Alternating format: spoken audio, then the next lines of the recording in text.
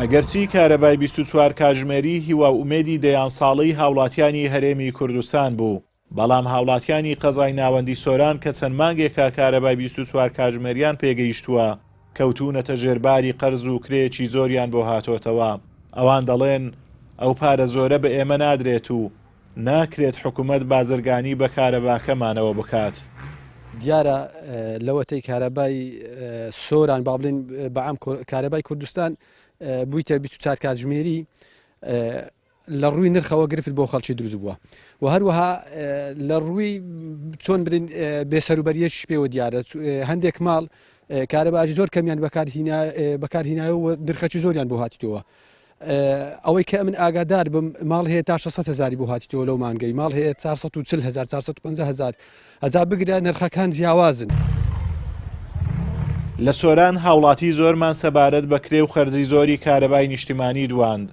زۆرینەیان لە نرخی کارەبا ڕازی نین و داوای کەمکردنەوەی دەکەن و دەڵێن ئێمە دەبێت ژیانمان بوەستێنین و بەشێکی باش لە کار و ماندووبوونمان بۆ کرێی کارەبا بێت.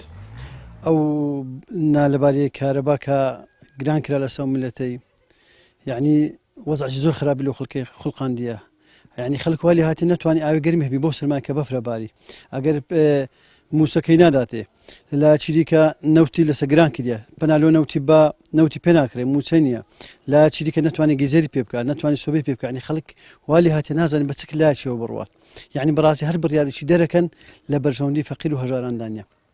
بە خودای من بخۆم تاقشەمسیم هەیە کە بە ڕۆژ 10 ئەمپێرم هەیە و بە شەویش 4 ئەمپێرم هەیە، ئەو 140,000 من هاتووە تەنها لەبەر گیزێرەکەی کە لەو جستانە نەمتوانیەوە بکوژنەوە، کوژان بیست مودێکی کەمم کوژانیتەوە، یعنی خەڵکێک من ئەوەندەم لەبێتەوە کە تاقشەمسی خەڵکانێک کە ئەو شتانەی نیە چیلۆ دێتەوە 20مان کە ماڵ هەیە و تەنیشتە من 400,000 لە هاتووە 390 کە لە مشکم تران هەیە. مەسەلەی کارەبای خدای کارەبا زۆر باشە، یعنی 24 سەعاتیە کارەباشی زۆر باشە، بەڵام نرخەکەی زۆر گرانە.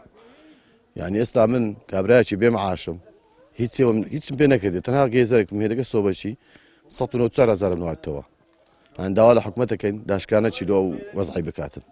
دەستان خۆش بن بە خودای هەر دەرەقەتی خواردنەکەی دێن، یعنی زۆرە داهاتی ماگارم نییە، من ڕۆژانە عەمەلێک عەمەلاتی بێ سەر دەستانە هیچ ئیش و کارێک نییە. لەگەڵ هاتنی پرۆژەی ڕووناچی و بڕیار بوو لە کاتی بوونی گرفت لە کارەبا و کوژانەوەی کرێی ئیشپێکردنی مۆلیدەکان لەسەر حکوومەت بێت، بەڵام حکوومەت خەرجی چەند ڕۆژێکی مانگی 11 کە بەهۆی بردومانکردنی کێڵگەی غازی کۆرمۆر مۆلیدەکان کارەبایان دابین کرد، کرێکەیان خستە سەر خەڵک و بۆ هەر ئەمپێرێک لە نێوان 1750 دینار بۆ 2500 دیناریان لە هاوڵاتیان وەرگرتووە. ئازادۆمەراوی کەناڵی ئاسمانی پەیام، سۆران.